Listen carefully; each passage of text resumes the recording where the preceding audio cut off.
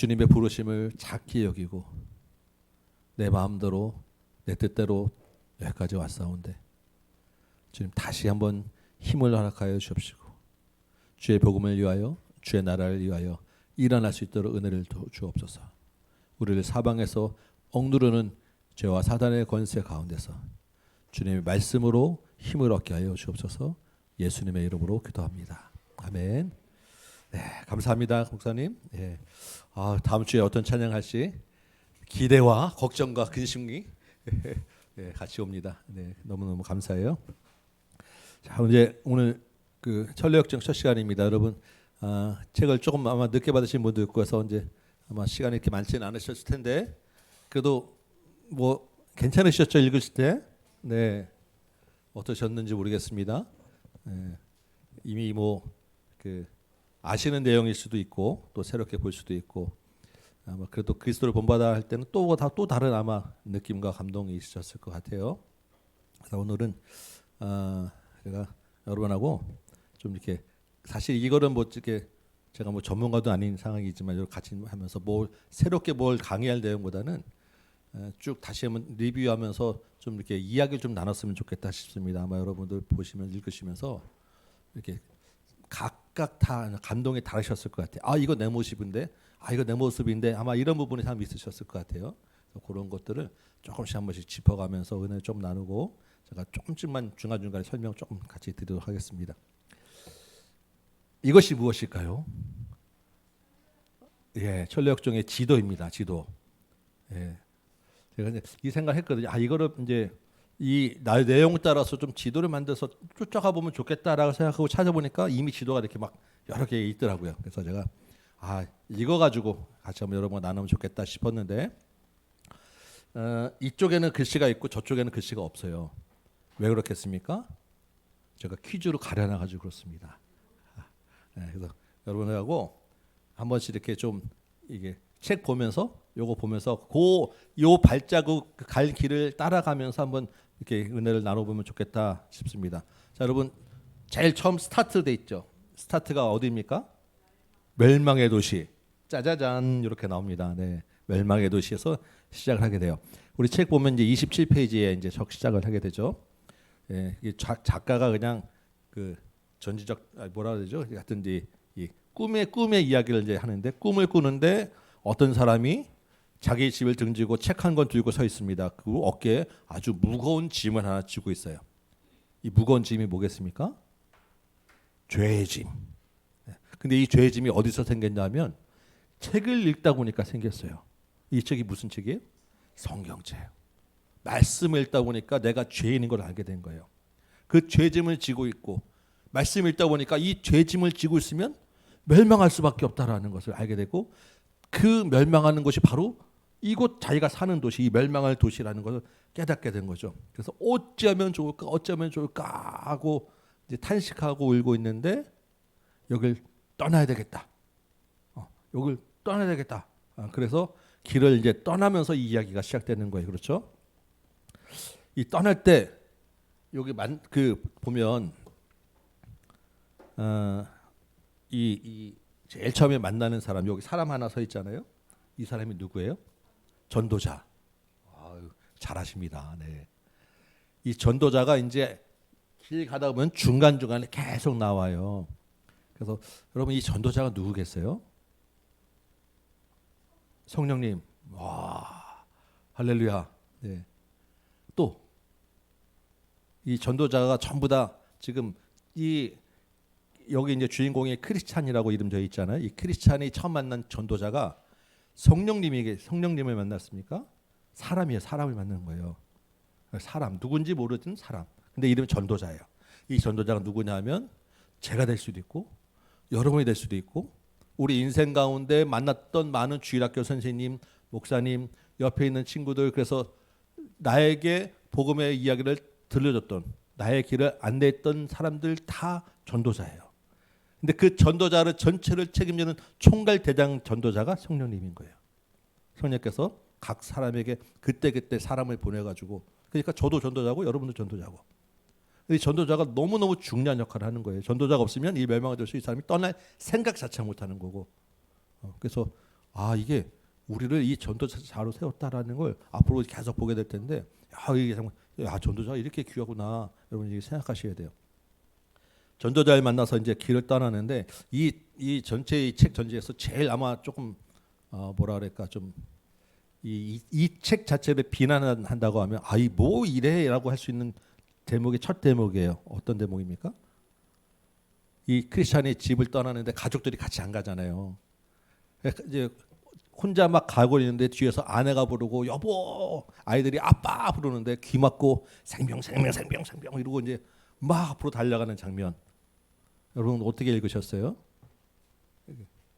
이게 한편으로 보면 무슨 교회가 그래?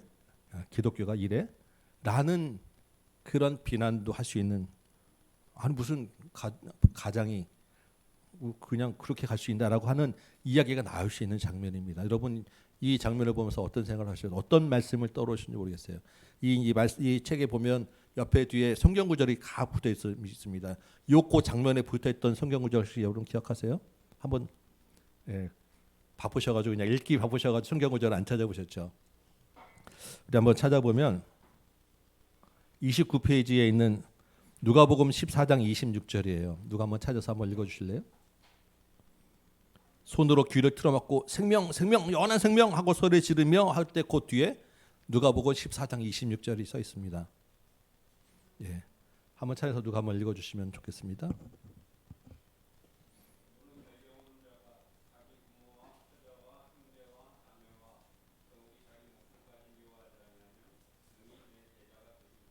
네, 여러분 이 말씀 우리가 상반기에 그 주중 성경 공부할 때 이 말씀 같이 나눴던 거 기억하십니까? 예수님의 제자로 부르심 받으면 어떻게 된다고요? 가족과 친지와 처자와 모든 것을 버리고 나를 쫓아야 된다라고 했던 예수님 말씀이 이 말씀이었어요. 그리고 이 말씀 뒤에 이어지는 게 비용 계산해야 하는, 누가 망대를 지을 때 미리 계산기 두드려 보지 않고 지는 사람이 있었냐? 전쟁을 일으킬 때 상대방하고 내 전력 분석하지 않고 전쟁을 일으키는 왕이 있었냐? 하는 내용들이 이어졌었습니다. 그때 여러분 아마 다 기억하실 거예요. 예수님을 따른다는 것은 모든 것을 다 버리고 따르는 거구나 라고 했을 때 그냥 그렇구나 라고 생각했는데 그것이 현실로는 이렇게 나타날 수도 있다는 것입니다.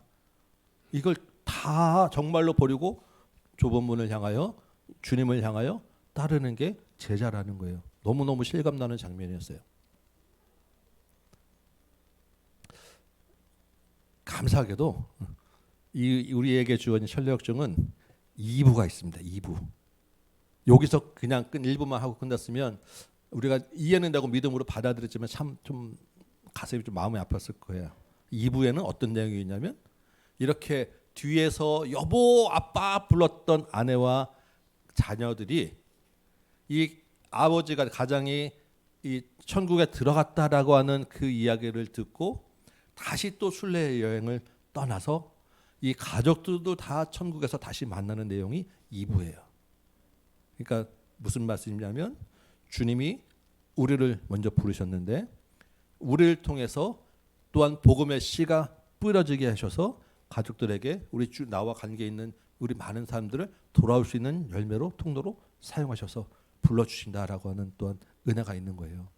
그래서 이 천례역정에 대해서 혹시 여러분들 마음속에 그런 생각이 있으면 이 말씀도 잘 기억하시고, 우리가 제자로서 주님을 따를 때는 다 버리고 떠나야 된다. 그렇게 대표적으로 떠났던 사람이 아브라함이었고, 그렇게 떠나지 못하고 민기적 걸었던 사람이 아브라함의 조카 롯이었어요. 소돔과 고모라에서. 이게 지금 소돔과 고모라의 현장입니다. 곧 멸망하는. 근데 민기적 거릴 때 그 롯의 아내는 뒤돌아보다가 소금 기둥이 됐잖아요. 멸망한 도시에서. 롯도 민기적거리다가 가까스로 막 그냥 억지로 끌어다가 앉혀가지고 빠져나왔잖아요. 단호하게 빨리 빠져나와야 된다. 다시 한번 기억하시고, 모든 것을 버리는 것이 제자다. 주님이 근데 그 버리는 것을 내버려 두지 않고 다른 구원으로 이끌어 주신다. 여기서 우리 이 점을 잠깐 생각하고 넘어가도록 하겠습니다. 자, 전도자가 이제 길을 건넜을 때 처음에 이게 누굴까요? 같이 길을 갔던 사람, 갈파진팡. 또 한 사람, 옹고집. 네. 그래서 이 여기 이제 그 해석에 따라서 여기는 지금 유순한이라고 돼 있습니다. 갈팡질팡, 우리 책에 있는 갈팡질팡이고, 또 한 사람은 옹고집이에요. 이 사람들하고 같이 가다가 옹고집은 먼저 돌아오고 갈팡질팡은 같이 갔는데 결정적으로 어디에 빠졌냐면 여기가 어디예요? 절망의 늪. 네. 아우 감사합니다. 절망의 늪에 낙담의 늪, 절망의 늪에 딱 빠졌어요. 그래서 갈팡질팡은 간신히 무거운 짐을 안 맸으니까 어떻게든 빠져나와서 뭐야 이거 하고 돌아왔고, 이 무거운 짐을 메고 있는 크리스찬은 거기서 정말 어떻게든 못 빠져나오려는데 이 짐 때문에 못 빠져나왔다가 정말로 간신히 빠져나왔는데, 여러분 여기서 혹시 여러분 이렇게 깨닫거나 요 크리스찬이 빠져나오는 데서 여러분 이렇게 좀 눈여겨 보신 대목이 있으십니까? 크리스찬이 정말 이 절망의 늪에서 어느 쪽으로 빠져나오려고 했습니까? 그 와중 중에서도 좁은 문 방향으로 가는 거예요. 좁은 문 방향으로. 이게 정말 이 여기서 우리가 계속해서 이제 앞에는 좁은 문, 뒤에는 좁은 길. 이 신앙생활은 방향성이 제일 중요한 거예요. 가다가 잠깐 넘어지고 왔다 갔다 할 수 있지만 결국 앞에 바라보이는 불빛, 좁은 문을 향해서 넘어져도 좁은 문을 향해서 넘어지고, 일어나도 좁은 문을 향해서 가야 되고, 좁은 길을 향해서 빠져나왔다는 거예요. 크리스찬이 정말 바둥바둥 치면서도 집 방향으로 나오면 좀 더 갈팡질팡처럼 쉽게 나왔을 수 있을지 모르겠어요. 근데 좁은 문 향해서 나오려고 하니까 어려운 거예요. 그래도 그쪽으로 가야 돼. 이 지금 계속 이 존 버년이 계속 강조하는 게 그거예요. 방향성, 좁은 문을 향해서, 좁은 길을 향해서. 그리고 또 한 가지 뭐냐면 이 절망의 늪은 메워질 수 없어요, 그죠? 네. 사람들이 우리 뭐 근심 걱정 없어질 수 없는 거예요. 근데 뭐가 있냐면 이 안에 디딤돌. 너무 저는 그게 은혜가 되더라고요. 디딤돌이 하나 있구나. 우리가 그래도 비빌 건덕지가 하나 있구나. 어려운 가운데서도 지금 하나 그래도 발 디디고 일어날 수 있게 했구나. 그래서 우리에게 감당할 수 있는 시험만 당하게 하시는구나. 그리고 도움이라고 하는 손길이 오잖아요, 그죠? 그래서 정말로 우리 몇 주 전에 암송했던 고린도서 10장 13절 말씀 여러분 잘 아시잖아요. 사람이 감당할 만한 시험 밖에는 너희에게 당한 것이 없나니 오직 하나님 미쁘사 너희로 감당치 못할 시험 당함을 허락지 아니하시고, 그 다음에 어떻게 해요? 피할 길을 내사 능히 감당하게 하시느라 말씀이 실감이 나더라고요. 이게 막 어쨌든 이 좁은 문을 향해서 발버둥치면 도움이 오는구나. 그 안에 발 디딜 수 있는 디딤돌이 하나 있구나. 여러분 기억하시면 좋을 것 같아요. 저는 그 부분이 참 은혜가 됐어요. 여러분 어떻게 괜찮으십니까? 기억나시죠? 예. 이렇게 하나하나씩 보면서 우리의 상황들하고 연결해서 한 번씩 보는 거예요. 다음에 어디로 갑니까? 여기 어디죠? 예, 세상 지혜. 여기 상으로는 세속 현자라고. 예. 이 세상 지혜가 어디로 가라, 누굴 만나라고 이야기합니까? 예?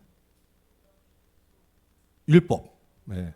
그 아들은 예의, 도덕. 예. 세상 지혜가 이야기하는 것은 율법, 도덕, 예의 이런 것들로 가라는 거예요. 그래서 그 길로 가려고 하니까 어디가 있습니까? 저 빨간 불 있는 데가 어디예요? 산이었는데 무슨 산? 시내산. 예. 왜 시내산입니까? 예, 이스라엘 백성들이 율법을 받았던 곳이 시내산이잖아요. 근데 시내산으로 가는 길이 너무너무 험해. 그리고 거기가 시내산이 이렇게 율법이 막 예의가 듣기는 좋은데 얼굴도 막 험상궂고 무서워요. 실제로는 갈라 그래봐야 갈 수 없는, 그리고 만나서 점잖은 게 아니라 막 그냥 너무나도 공포스러운 그런 대상. 그래서 갈 수도 없고 우리를 억누르고 무섭게 하는 게 율법이더라, 도덕이더라, 예의더라, 이런 이야기입니다. 그래서 이 세상 지혜가 참 어떻게 보면 이제 완전히 불신자가 아니에요, 사실은. 그죠? 율법을 주는 곳이니까. 불신자가 아니고 교회 안에서 있는데도 좁은 문을 향해 가는 게 아니라 세상에서 적당히 그 우리의 예의를 차리고 도덕으로 가르치는 인문학적인 신앙을 가르치는 그런 우리 안에는 위험이 얼마나 많은지라는 것을 가르쳐 주는 거예요. 이 세상 지혜라는 게. 그래서 이 세상 지혜가 요 초반에서는 사실 굉장히 우리가 빠지기 쉽겠구나. 저거. 저 그 말만 들으면 무거운 짐을 벗게 해줄게라는 그 말에 혹해가지고 가다 보면 갈 수 없는 절벽에서 그 절망하겠구나, 고생만 하겠구나 이런 생각을 많이 하게 돼요. 율법이 그런 거예요. 근데 율법은 사실은 나쁜 건 아니죠. 선한 거예요. 왜냐하면 하나님이 만드셨으니까. 근데 그 율법으로 자체로 구원 얻을 수 없다라는 게 우리의 그 이제 중요한 믿음입니다. 벌써 많이 왔네요 이제. 그 세속현자가 그래서 이 시내산에 가다가 다시 그걸 아니구나라고 이제 길을 다시 돌아와서 지금 가는 곳이 어디입니까? 여기서도 누굴 만나요? 전도자를 만났었죠 중간에. 그래서 그게 아니다라는 걸 깨닫고 다시 갑니다. 가서 만나는 곳이 양의 문으로 오게 돼 있는데 이게 우리에게는 좁은 문이에요. 좁은 문, 그죠? 좁은 문을 통과해 들어가면 좁은 문에 그 문지기가 있고 문지기의 이름이 친절. 여기는 이제 그 원래 이제 그 책의 그 원 영어로는 굿윌 그래서 뭐 착한 마음, 뭐 선한 의지 다 같은 의미입니다. 친절이라고 하는 문지기를 만나요. 그래서 좁은 문을 이제 지나가고 좁은 문에서 이제 이야기가 벌어지는데, 여러분 좁은 문에 있을 때 좁은 문에서 어떤 이야기를 합니까? 친절하고?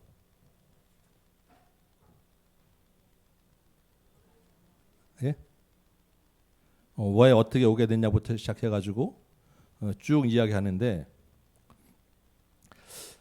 그 좁은 문에 있는 문지기가 좁은 문을 들어가기 위해서 문지기하고 얘기할 때 좁은 문의 문지기가 친절히 뭘 물어봐요? 이야기하면서 이 결정적으로 이 이야기가 나온 다음에 문을 들어가게 되는 거예요. 이 크리스찬으로부터 내가 무거운 짐을 지고 가는 불쌍한 죄인이었습니다. 이 좁은 문으로 들어가기 위해서는 내가 죄인입니다라고 하는 신앙 고백이, 내 힘으로는 이거 무거운 짐을 벗을 수 없어요. 내가 죄인입니다라고 하는 신앙 고백이 있어야 그게 좁은 문을 들어갈 수 있는 이게 신의 표시예요. 우리의 믿음의 길을 갈 때 우리의 그 죄를 벗는 첫 번째 단계가 내가 죄인입니다라는 그 고백이 있어야 된다는 이야기를 하는 거예요. 그 48페이지 여러분 책 보시면 제일 밑에 줄에 있죠. 그 제일 밑에 단에 크리스천이 저는 무거운 짐을 가는 불쌍한 죄인입니다. 멸망의 도시에서 왔고 제가 들어가도록 허락해 주시겠습니까? 라고 하니까 친절히 물론이죠. 당신은 믿음의 고백하는 죄인이라고 하는 믿음의 고백하는 그런 좁은 문에 들어갈 수 있는 사람입니다. 들어오세요 하고 그 옆에 B라고 써 있고 조그만 글씨로 가로쳐 있습니다. 여러분 이 B가 앞에 찾아보셨어요? 여기 보면 B로 되어 있는 게 있고 P로 되어 있는 게 있고 C로 되어 있는 게 있어요. 조금 그 중간중간에 보면 여기는 이제 B 써 있고 조그만 글씨로 좁은 문은 상한 심령을 가진 죄인들에게 열릴 것이다 이렇게 써 있습니다. 혹시 이게 무슨 표시인지 찾아보셨어요? 네, 뭐죠? B는 존 버년이 직접 자기 생각으로 그 옆에다 주석을 써놓은 거예요. 그러니까 지금 이 존 버년의 이 믿음으로 우리 성경을 생각해 볼 때 좁은 문은 누가 들어갈 수 있다고요? 상한 심령을 가진 자가 들어갈 수 있다고요. 상한 심령이 뭐냐면 나는 죄인입니다라고 하는 애통해하는 마음이 상한 심령이에요. 그러한 고백이 있을 때 친절히 들어오세요. 환영합니다. 그래서 친절히 크리스찬을 향해서 좁은 문을 열어주었습니다. 여기 49페이지 제일 첫 번째 있죠. 그리고 또 옆에 이제 P라고 되어 있습니다. P는 뭐라고 되어 있었습니까? 이걸 이제 번역한 이제 최초에 그 당시 이제 번역한 사람들이 이 편집한 그 편집자가 적어놓은 주석이 P. 아마도 존 버는 이런 생각을 했을 것이다라는 거죠. 그리스도는 크리스천을 기독교인으로 받아주셨다. 그리스도가 바로 좁은 문이기 때문이다. 예수님이 그 요한복음에서 내가 양의 문이다. 나로 들어가야 된다라고 말씀하셨잖아요. 그 친절이 누구냐면 그 좁은 문으로 들어갈 수 있게 하는 하나님의 은혜다. 이렇게 이제 우리가 설명을 해주는 거예요. 이 좁은 문을 들어가서 이제 그 드디어 믿음의 고백으로 좁은 문을 들어갔더니 그 옆에 이상한 여기 하나 있죠. 문에 들어가니까 어떻게 해요? 빨리 들어오시라고. 위험합니다. 그러고 막 끌어당기잖아요. 뭐가 있냐면 얘가 공격하기 때문이에요. 바알세불이라고 하는. 바알세불은 우리 신약의 이름이 나올 때 우리 마가복음에서 나왔었습니다. 그죠? 사단의 왕, 사단의 그 마귀의 대왕을 바알세불이라고 해요. 그러니까 좁은 문으로 들어가는 그 믿음의 성도들을 공격해서 들어가지 못하도록 떨어지도록 하는 사단의 공격이 있다라는 거예요. 그러니까 우리가 은혜 받았으면 은혜 받고 바로 그 다음이 제일 위험해. 은혜 받고 넘어지기 딱 좋은 거예요. 여러분 지금 한참 막 은혜가 뜨거운데 이때 조심하셔야 되는 거예요. 무슨 공격이 있겠습니까? 내가 지금 은혜 받았는데라고 하는 오늘 그 예수님의 제자들이 막 가서 권능을 해가고 왔을 때 그때가 위험한 거예요. 그때 영적인 교만이 확 올라갈 수 있고 말씀을 많이 배우면 배울수록 그 말씀에 대한 내 신학관이 생겨서 이건 이래야 돼, 이건 저래야 돼라고 하는 그런 교리적인 공격이 있을 수 있고 내가 자꾸 인간의 힘으로 우리가 내가 말씀 많이 읽으면 하고 열심히 내는 그런 위험이 있을 수 있고 우리를 넘어뜨리게 하는 공격들이 바알세불한테 계속 있는 거예요. 언제 아니면 언제 좁은 문을 통과했을 때 우리가 은혜 받았을 때 한참 뜨거울 때 여러분 기억하셔서 내가 좀 뜨겁다 싶으면 조심해야지 생각하시고 옆에 있는 사람들한테 자꾸 이야기하셔서 나 좀 이상해지지 않도록 계속 얘기해 달라고 체크하시고 자꾸 그렇게 보셔야 돼요. 네. 자, 또 길을 계속 가봅시다. 그 다음에 여기 얘가 누굴까요? 얘가 누구냐면 해석자의 집에 가요. 네. 요 우리 읽은 부분에서 사실 분량도 아마 제일 많은 분량일 거고 굉장히 중요한 이야기입니다. 여러분 해석자의 집에서 만나는 사람이 누구를 만나죠? 당연히 해석자를 만나겠죠. 해석자가 어디로 데려가냐면 이방 저방 해석자의 집에 있는 방을 이 방도 보여주고 이 방도 보여주고 이 방도 보여주고 이 방도 보여줘요. 한 7개의 방을 지나가면서 이야기를 해줍니다.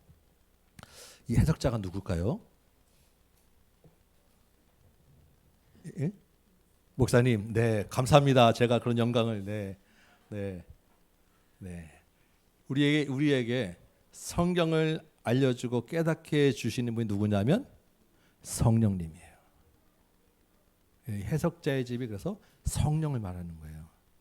우리가 이제 주님 믿음으로 좁음을 통과했잖아요. 그러면 우리를 안내하고 알게 해주고 깨닫게 해주신 분이 누구냐면 성령님이에요. 성령님이 우리에게 자세하게 말씀에 비추어서 이것저것 보여주시는 거예요. 성령의 인도하실 수 있습니다.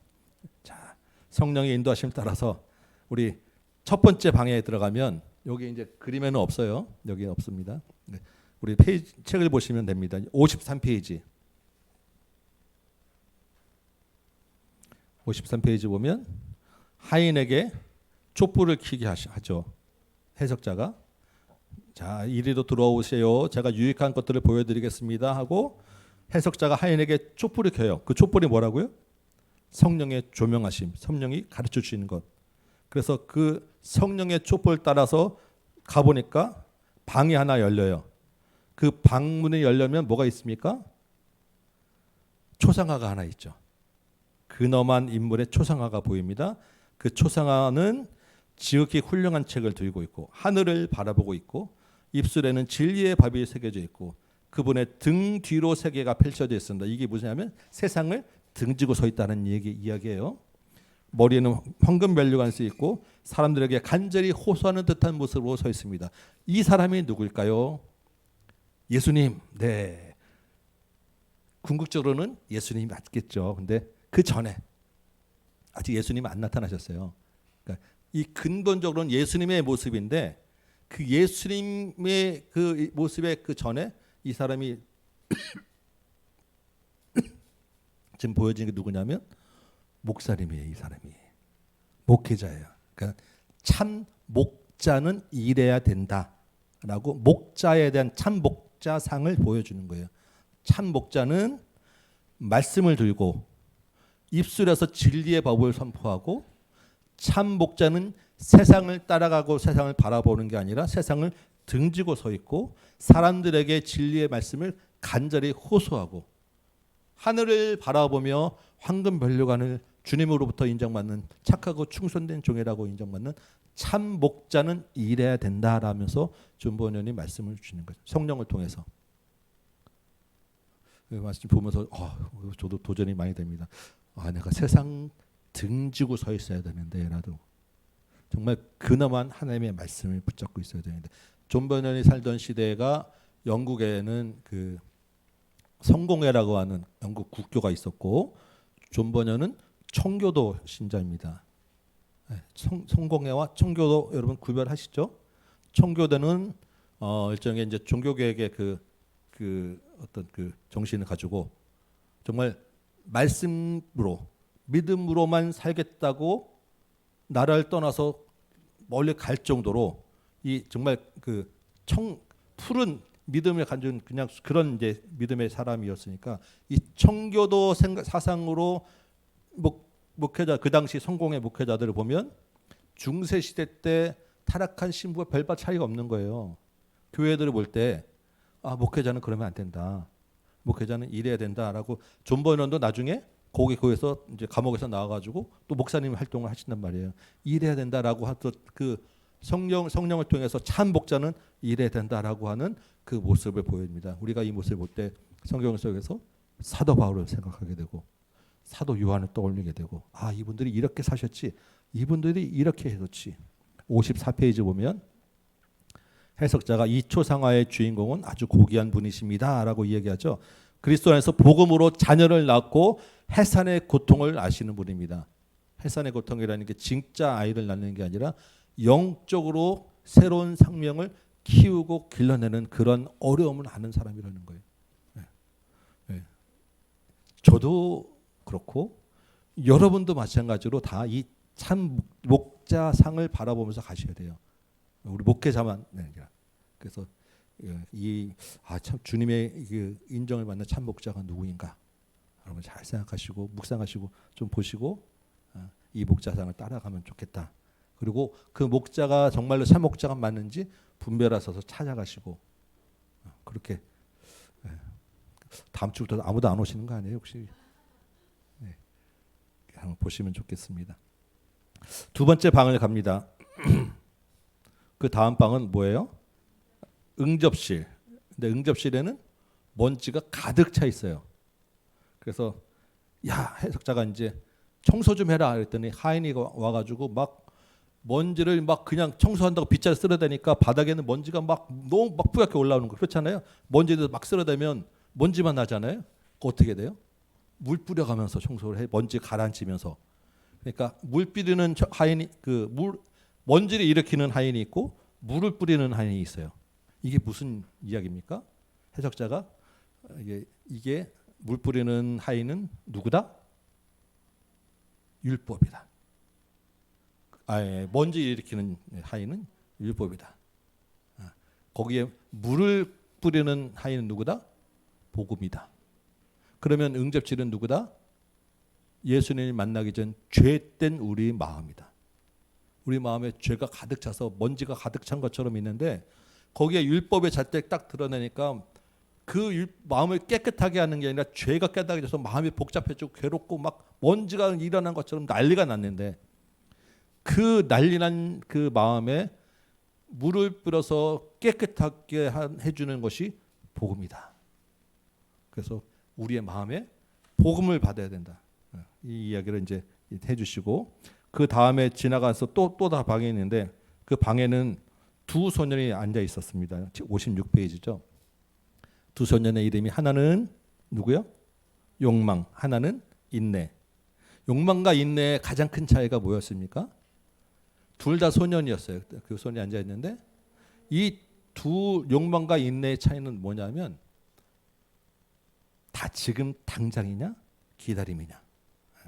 좋은 선물을 주신다 그러는데 욕망이라고 하는 소녀는 지금 당장 주세요라는 거고, 인내는 기다렸다가 주실 때 더 좋은 거 받을게요. 이게 욕망과 인내의 차이다라는 거예요. 그래서 욕망에게 뭔가 좋은 거 주어졌더니 그새 다 써버려가지고 낡은 부대자료만 가지고 있었고, 인내는 다음에 내년에 다 정말 좋은 것 받겠습니다. 그 좋은 것 받는 게 천국에 있는 걸 받겠다는 거고, 욕망이라고 지금 당장 주는 것은 지금 내가 여기서 잘 살게 해주세요. 뭐 이 의미라는 거예요. 이 방은 지나갔고요.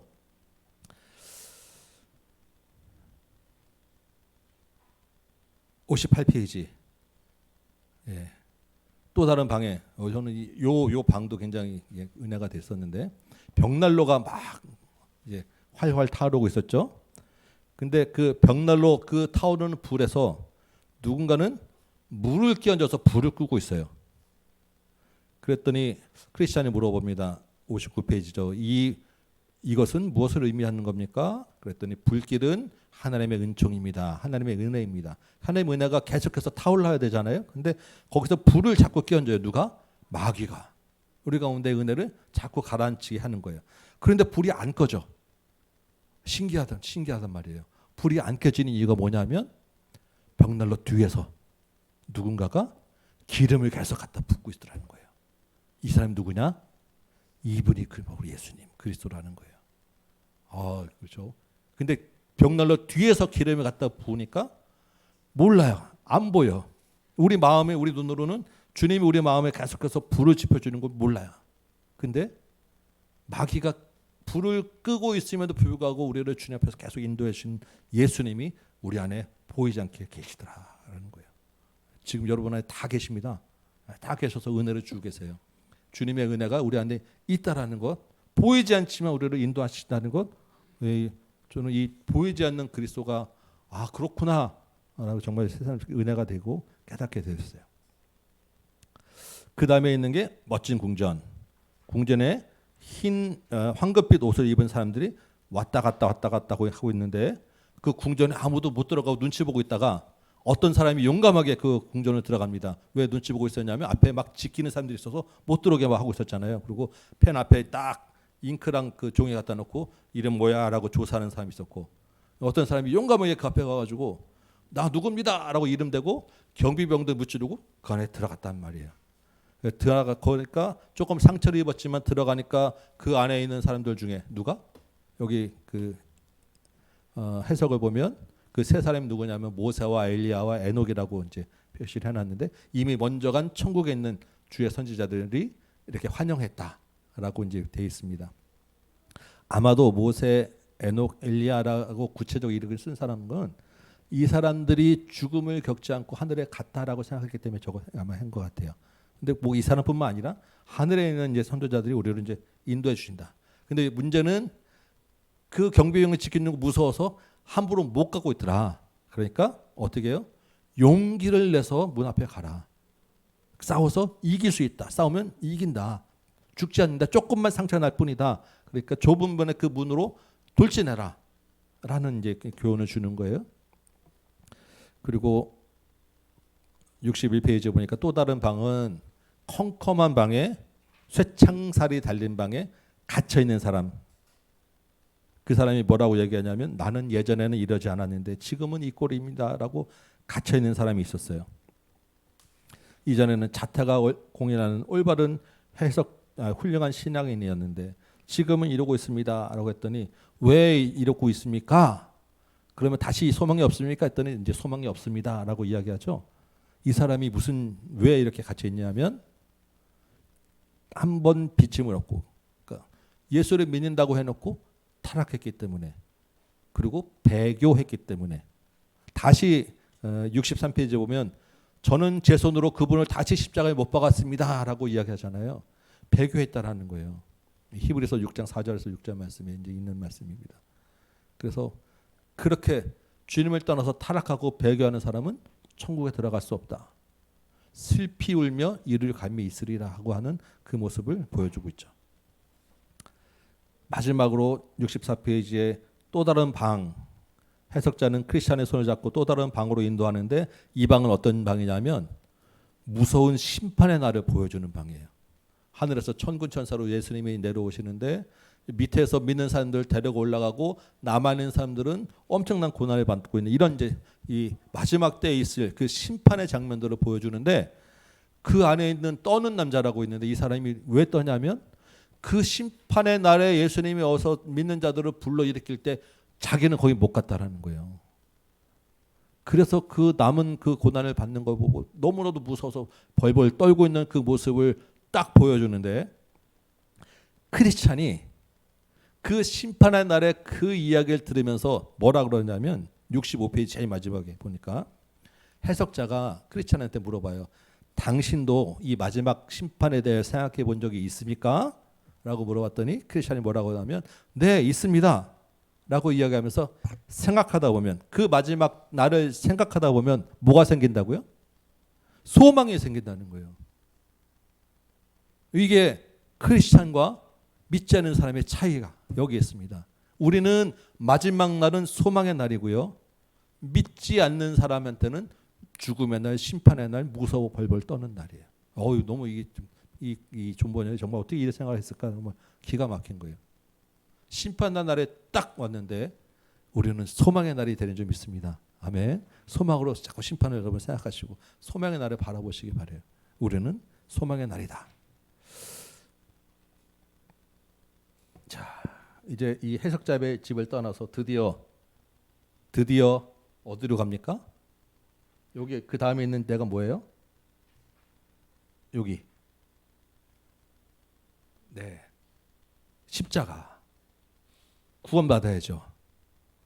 이 해석자의 집을 떠나서 엉금엉금 이 옆에 가니까 큰 벽이 있는데 그 벽의 이름은 구원이고 그 구원 벽을 옆에 뭐가 있냐면 십자가가 있고 십자가 밑에 무덤이 있고 그 무덤에서 십자가를 바라보는데 갑자기 뭐가 죄의 짐이 무거운 짐이 떨어져 나가더라. 십자가를 바라보기만 했는데 그동안 이 크리스찬이 힘들게 했던 무거운 짐이 떨어져 나갔다라는 이야기입니다. 그래서 예수님을 바라보기만 하면 십자가를 바라보기만 하면 우리 죄짐이 떨어져 나간다라는 거예요. 그 후에 얼마나 이 크리스찬이 기뻤던지 감격하고 뛰었습니다. 근데 여러분 지금 이 철로역정이 십자가를 이 바라보고 죄짐을 벗은 이야기가 우리 생각하면 구원받았으면 이게 끝에 가야 되는데 너무 빨리 나와버렸어요. 그 생각 안 하셨어요? 예, 이게 전체로 보면 한 3분의 1, 한 4분의 1 뭐 정도밖에 안 되는 지점에서 십자가가 나온 거예요. 아직도 갈 길이 이렇게 많이 남았어요. 예, 저희 마지막에 이 새 예루살렘에 들어가기까지 이제 지금 60, 70페이지 왔는데 이 전체가 일부만 해도 한 240페이지 되거든요. 그러니까 3분의 1, 4분의 1밖에 안 되는 시점에서 십자가가 나온 거예요. 여러분 이 생각해 보셨습니까? 우리의 구원이 언제 있냐면 우리는 예수님을 믿으면서 구원을 받았는데 남은 인생길이 아직도 신앙길이 이렇게 남은 거예요. 이 남은 길을 가다가 별의별 일을 다 만납니다. 이게 우리 인생길, 신앙의 길이라는 거예요. 그래서 우리는 구원받은 것만 바라보고 사는 사람이 아니다. 구원은 끝이 아니라 그때부터 시작이다. 그래서 오늘 다시 한번 이 점 보면서 그 생각을 하게 됐습니다. 정말 여기서 끝나는 게 아니고 이 앞에 예정은 이 뒤에서 만나는 것 치면 아무것도 아니에요. 이건 지금 실제로 별로 어려움은 안 느꼈어요. 여기서 만나는 거는 진짜로 순교하는 이야기까지 나와요. 뒤에 보면. 그러니까 이게 진짜다. 이 진짜 길을 우리가 가고 있는 것이다. 이것을 여러분 생각하셔야 돼요. 구원은 시작이다. 우리는 지금 이제 시작했고 앞으로 인생길은 믿음의 길을 가고 있다. 여러분 기억하시기 바랍니다. 이 구원의 길을 가고 나니까 여기 3명의 지금 남자들이 발목에 쇠고령 차고 누워 있는 걸 보게 됩니다. 누구냐면 한 사람은 멍청이, 한 사람은 게으름뱅이, 한 사람은 교만한 방자, 거드름쟁이. 요 세 사람들이 다 누워 있어서 깨우르고 아무리 깨우려고 해도 안 되고 아무리 일어나라 해도 안 되고 게으름 피고 있고 거만하게 있고 멍청이라서 깨닫지 못하고 이렇게 아유 안 되겠구나. 그래서 그냥 제끼고 계속 길을 가게 되죠. 계속 길을 갔더니 요 두 남자가 중간에 담을 넘어서 지금 크리스찬은 여기서부터 하나씩 하나씩 조범을 통해서 여기까지 왔잖아요. 그리고 십자가를 통해서 짐을 벗고 왔단 말이에요. 근데 중간에 이 두 사람은 담을 넘어가지고 갑자기 뿅 하고 나타났어요. 십자가를 통과하지 않고. 이 사람 이름이 누구냐면 허울과 위선, 거칠애와 위선이라는 거예요. 그러면서 아 이거 왜 이런 고생하고 있어? 빨리빨리 가야지. 우리는 난 1000년 동안 계속 이렇게 관습이라는 이름으로 이렇게 왔어.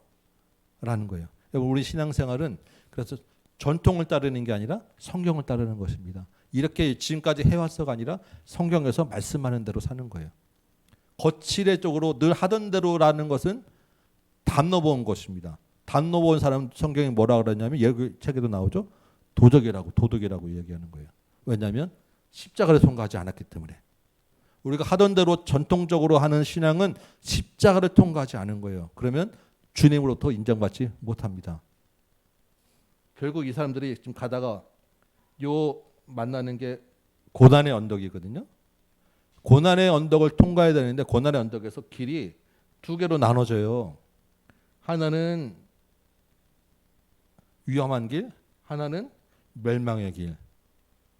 여기서 이 고난을 십자가를 통과하지 않고 갑자기 담 넘어온 사람들은 고난의 길을 가려고 하니까 너무나도 힘들고 정말로 어려웠거든요. 그러니까 위험한 길을 가서 결국 길을 못 찾아서 돌아오지 못하고 멸망의 길로 가가지고 거기서 험한 공격에 죽고 마르고 이 크리스찬은 고난의 길이지만 어떻게 해요? 믿음으로 한 걸음 한 걸음 가는 거예요. 왜냐하면 방향성이 있잖아요. 좁은 길로 가라고 했기 때문에 고난에 가는 길이 좁은 길이기 때문에 그 길을 가는 거예요. 그래서 이제 어떤 목사님이 이제 이런 말씀을 하세요. 이제 이게 어떤 길로 가야 될지 잘 모르겠습니다라고 이제 상담을 했는데 이분이 참 결단하기 어렵겠지만 이 목사님이 이제 말씀하신 것은 그래도 어려운 길이 더 좁은 길에 가깝지 않겠습니까? 라고 제 권면을 했다고 해요. 우리 앞에 여러분 갈림길이 믿음의 길 가다 보면 이쪽으로 갈지 이거 될지 어디 갈지 길이 많이 있잖아요. 어느 길에 가는 것이 주님의 뜻이 맞는가라고 생각할 때 중요한 한 가지 기준이 될 것 같아요. 우리가 방향성을 붙잡고 간다고 하면 쉽고 편한 길보다는 그리고 질러간다고 생각하는 그런 지름길보다는 조금 어려운 길이 아마도 더 주님의 가는 길에 맞을 것이다 라고 생각합니다. 쉽지 않은 이야기인데 우리가 이 방향성을 붙잡고 간다고 하면 고난의 길로 보이는 그래도 끝까지 그냥 바로 가는 길이 비록 그 바로 가는 길에 내가 좀 손해도 예상되고 어려움이 예상될지라도 돌아서 지름길로 가는 것보다는 이 고난의 길로 가는 것이 조금 더 복음의 길에 오히려 영적으로 안전한 길이 될 것이다. 여러분 기준으로 참고하시면 좋을 것 같아요. 네. 여기까지가 이제 우리가 읽은 거였죠. 고난의 언덕을 지어 놓으니까 이 소심과 불신이 있고 이제 요 사자들이 있어서 이 사람들은 누구냐면 이 고난의 언덕까지는 왔는데 되돌아오는 거예요. 가던 길을 되돌아와서 겁쟁이. 왜냐하면 앞에 사자가 딱 자리 잡고 우르렁거리고 있으니까. 그래서 크리스천이 아니 왜 길을 앞으로 가지 않고 돌아옵니까? 했더니 사자가 지금 딱 버티고 있습니다. 라고 하는 데까지가 우리가 읽은 자문입니다. 그렇죠? 예.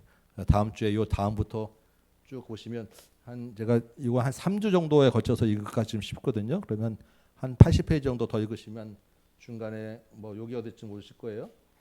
여기 어디쯤 오실 겁니다. 그다음에 한 주 더해서 마지막까지 1부를 한 이 다음 주 다다음 주 정도까지 이렇게 읽고 또 2부를 한 2주 정도 이렇게 나눠서 읽으면 한 5주 정도의 책을 읽지 않을까 싶은데 그냥 보시면 읽으실만 할 거예요. 그렇죠? 이렇게 보시면서 나는 지금 어디에 있는가 여러분 한번 생각해 보시고 여기 만나는 각각 상황들이 내 삶에서 어떻게 이야기하는가라고 한번 적용해 보시면 훨씬 더 재밌고 잘 읽게 되실 것 같습니다. 우리 다음 주에 한번 나머지 길들은 또 한번 또 같이 한번 나눠보도록 합시다. 네, 수고하셨습니다. 감사합니다. 제가 기도하고 마치도록 하겠습니다. 아버지 하나님, 우리를 구원하시고 그다음에 인생길을 가게 하시니 감사합니다. 주님, 이 길을 가는 길에 여러 가지 상황들을 만나고 또한 갈등도 하고 넘어지기도 하게 됩니다. 주께서 우리와 함께 하시고 때를 따라 도우시고 인도하시는 줄 믿으니 이 길을 끝까지 완주하도록 도와주시고 주님과 함께 동행하여 믿음의 승리를 얻게 하여 주옵소서. 예수님의 이름으로 기도합니다. 아멘. 감사합니다. 몇 페이지까지 읽은 제가 한번 다시 또 주님 말씀드리는데 한 대략 한 80페이지 정도 더 읽으시면 된다 생각하시면 될 것 같습니다. 네. 오늘 76까지 읽었으니까 한 100, 한 150, 60페이지 정도까지 읽으시면 되실 겁니다.